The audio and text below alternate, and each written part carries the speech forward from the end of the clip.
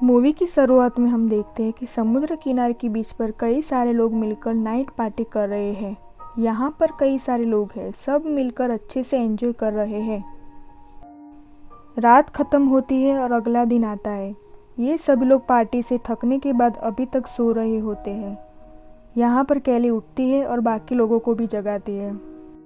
कैली और midst notice करते हैं कि उनके अलावा बाकी सब फ्रेंड्स थे जो वो जा चुके हैं। उनके फ्रेंड्स मार्सा भी नींद से जगती है।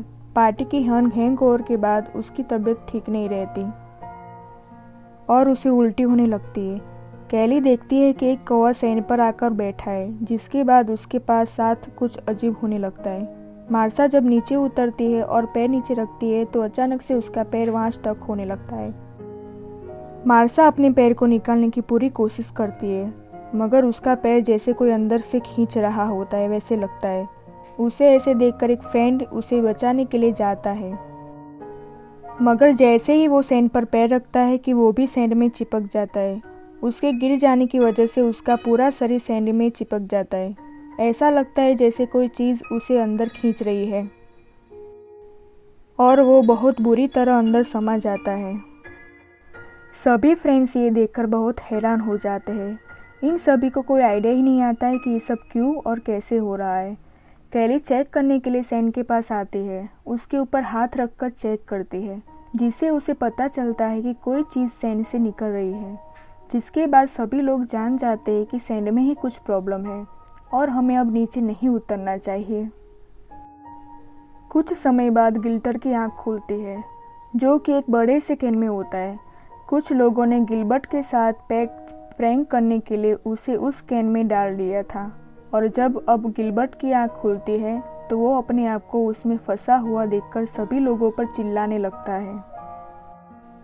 बाकी फ्रेंड्स उसको बाहर ना निकलने के लिए कहते हैं और शांत रहने को कहते हैं, मगर उसको नहीं पता होता है कि यहाँ पर कोई प्रॉब्लम चल रही है। लेकिन सभी लोग गिलबर्ट को समझाते हैं कि तुम अपनी उसी पोजीशन में रहो और हिलने डुलने की कोशिश मत करो। सभी फ्रेंड्स सब साथ होकर अपनी पोजीशन में रहकर थोड़ा रिलैक्स करते हैं। इन सब के पास मदद के लिए कोई आइडिया नहीं था। इन लोगों का फ़ोन भी इस कार के ट्रंक में होता है और सारी रात पार्टी के चक्कर में कार की लाइट्स ऑन रखी थी, जिससे कार की बैटरी के डैमेज के चक्कर में कार भी चालू नहीं हो रही थी।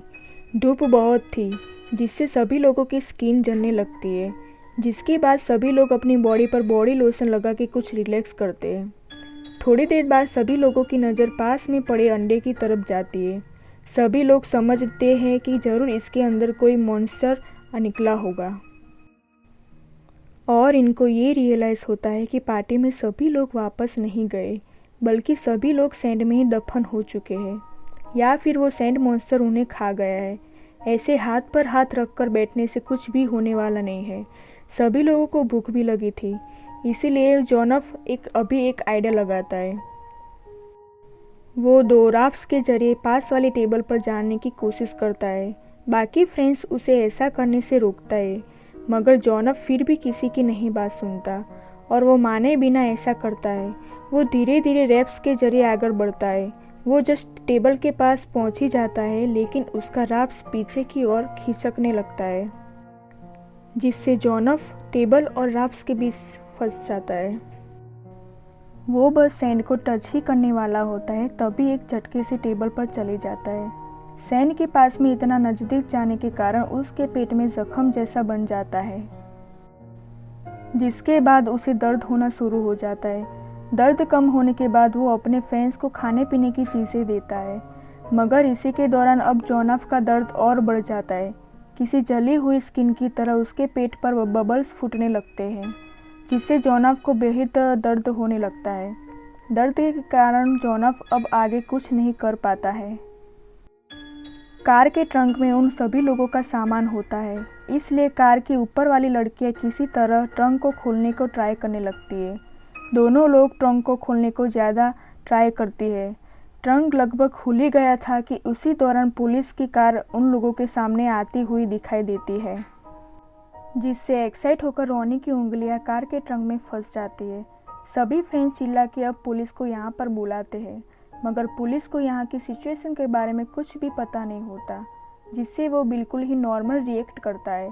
कैली उसे दूर से बताने की कोशिश करती है कि सैंड में कुछ प्रॉब्लम है, मगर पुलिस वाला सब मजाक समझता है। कैली पुलिस को सैंड में नीचे ना उतरने को कहती है, मगर पुलिस वाला बिना किसी की बात माने हुए वो सैंड में उतर जाता है, मगर उसके मोटे और हार्ड जूते होने के कारण उसे कुछ भी नहीं होता। पुलिस यहाँ पे पहले जॉनफ के पास जाकर उसकी हालत देखता है, फिर गिलबर्ट के पास जाता है और फिर कैली और मिस के पास जाकर यहाँ की पूरी सिचुएशन के बारे में पूछता है। कैली यहाँ की पूरी बात बताती है कि आखिर यहाँ पर हुआ क्या था, मगर ये पुलिस वाला उनकी बात नहीं मानता। ये समझता है कि ये सभी लोग मजाक कर रहे हैं। वो पुलिस वाला कैली को नीचे उतरने के लिए कहता है, मगर कैली आने से मना कर देती है।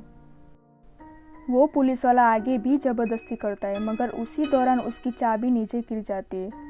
जब वो चाबी लेने के लिए नीचे झुकता है तो उसका हाथ सैंड में स्टक हो जाता है। उसके हाथ में पेपर स्टक होता है और वो जब पेपर स्प्रे छिड़क कर अपना हाथ खींचता है तो उसका आधा हाथ कट चुका होता है। अपना कटा हुआ हाथ देखकर वो बेहद चिल्लाने लगता है और वो अपना बैलेंस खो देता है और सैंड पर गिर जाता है और धीरे धीरे करके वो भी सैंड में समा जाता है। गिलबर्ट के इतनी देर तक खड़े रहने से उसे दर्द होने लगता है। मिर्च सबको बताता है कि अगर पैर में मोटा कपड़ा बांध ले और तेजी से दौड़कर यहाँ से जा सकते हैं। वो चेंडा से कार में रखे हुए कुछ कपड़े मांगता है, मगर ज़्यादा एक्साइटमेंट में वो भी अपना बैलेंस खो देता है और उसकी मौत हो जाती है और सैंड में समा जाता है। सभी लोगों की उम्मीद अब यहाँ कम होने लगती है। उस साइड में जॉनफ भी दर्द से तड़प रहा होता है, इसीलिए उसके फ्रेंड्स कैली उसके पास जाने का जुगाड़ बनाती है। सबसे पहले वो कार पर कूदकर रॉनी के हाथ को ट्रंक से बाहर निकालती है और उसके बाद लकड़ी के 2 डंडों पर ऊपर चलकर वो जॉनफ के पास जाने लगती है। गिलबर्ट के पेट से खून निकलने लगता है, जिससे वो मॉन्स्टर गिलबर्ट की ओर बढ़ने लगता है। इस साइड 2 लड़कियां जॉनफ के पास टेबल पर पहुंच जाती है। अब लास्ट में यहाँ पे सिर्फ रॉनी बचती है। वो भी डंडों के सहारे निकलने के आती है तो उसका तभी वहाँ बैलेंस बिगड़ जाता है और वो भी सैंड में गिर जाती है, जिससे उसकी भी मौत हो जाती है। चेंडा अब यहाँ पर इन सब से परेशान होकर अपने पैर में कपड़े को बांधकर जल्दी से दौड़कर पुलिस की कार के पास जाती है, मगर इसी दौरान गिलबर्ट को वो मॉन्स्टर वो सैंड में खसीट के ले जाता है। वो मॉन्स्टर पुलिस की कार को भी हिलाता है। उसके बाद चेंडा का बैलेंस बिगड़ जाता है और वो कार पर गिरकर बेहोश हो जाती है। कुछ समय बाद यहाँ रात हो जाती है। चेंडा बेहोशी से जगती है। चेंडा को कार के ऊपर से कुछ सामान मिलता है। उसे खोलने पर उसे पता चलता है कि ये एक एयरबोट है। वो इसको नीचे फेंक के उस पर हवा भरती है।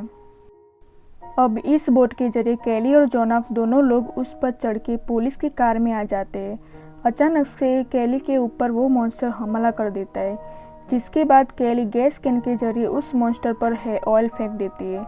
ऑयल फेंकने के बाद माचिस की मदद से उस मॉन्स्टर को जला देती है। अब कैली भी कार के अंदर आ जाती है। सभी लोग अब थोड़ी देर रिलैक्स करते हैं। उस समय बाद अगला दिन आता है।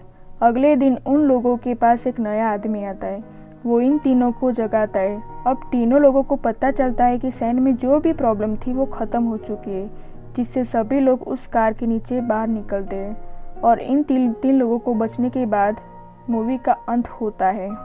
तो दोस्तों, अगर मूवी की एक्सप्लेनेशन अच्छी लगी हो तो वीडियो को लाइक कीजिए और चैनल को सब्सक्राइब जरूर कीजिए। Thank you.